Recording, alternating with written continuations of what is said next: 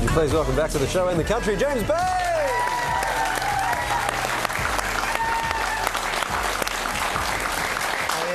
I needed to say your name then because no one can recognise you anymore. I mean, what's happened to the hair and the hat? I think, like said in the video, you know, when you wear a hat so well. Yes. No, I don't know. It was absolutely time to evolve. Time to do something else. That you know, the signature look that I kind of brought with my first record and my sound was entirely intentional. Right. I actually, before I even met my record label or anything like that, years before, I was wearing a hat and I was playing shows with a hat and long hair every time I played, and yeah, it was intentional. And so to change it and to move on, yeah, obviously just as intentional. I think just because, to be completely honest, the new music that I made for this second record, as soon as I started making it, I sat back and I listened to it and I loved it and I was proud of it. And it wasn't for that. It's not hat music. It wasn't for that guy.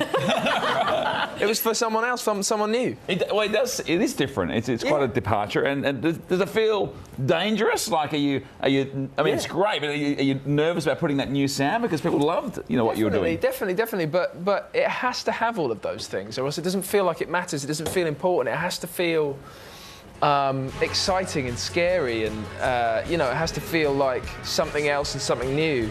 Some people have said, I love your new music, I love what you're doing, it's not what I expected.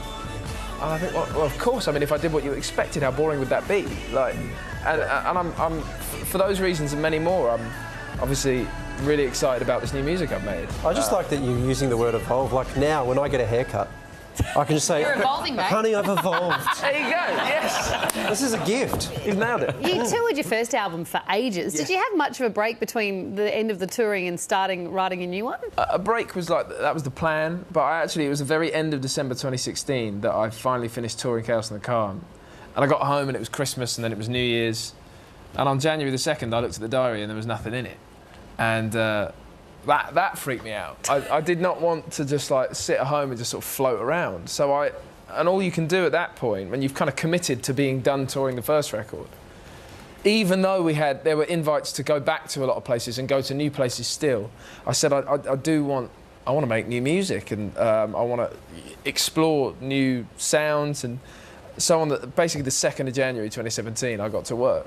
And by the middle of 2017, and there's always a bit of luck involved. For all the hard work you put into anything, you need that little bit of luck. So that came when, by the middle of 2017, all the songs were actually there and ready for this new record. Wow. And I spent the rest of the year just getting the sounds right and, you know, finessing all that stuff. Well, speaking about luck, you must have had a break at some point. When was the big break? I mean, you've been performing since you were very young. Good question. That sort of light bulb moment where someone goes, right. I think there's different versions of that as you go, and there are different ones that you need to kind of achieve as you go to sort of climb to the heights you want to climb to. A record label, the right record label, kind of discovering you is one of those. That was earlier on. That was 2012, 2013, and that was a label, Republic Records in New York. And after that, there was a load of exciting moments. The Brit Awards recognising me and giving me the Critics' Choice Award. All of these things lead to being able to tour myself in my own capacity, and then someone like Taylor Swift invited me on tour is a very exciting moment. Oh, this is just showing off now. I mean, it's just so much of it. Coachella 2016, that must have been Coachella epic. Was that good? It was phenomenal, but I can't get my mind off the fact. And it's so exciting to be here, but I was in the sky on a plane the whole time that Beyonce was. Are you saying you'd rather be watching Beyonce than being on the project tonight? Is that what you're saying, James Bay? That's what you're saying. That's what you're saying. Me too. Your songs are very emotional. When you're playing live, do you ever like really connect with somebody in the front row and just like really like prolong the prolonged stare while they're like this weeping? It's happened. Yeah, it's happened. I try and avoid too much weeping. I don't know. Yeah, it's absolutely happened, and it's essentially quite a special moment when it happens.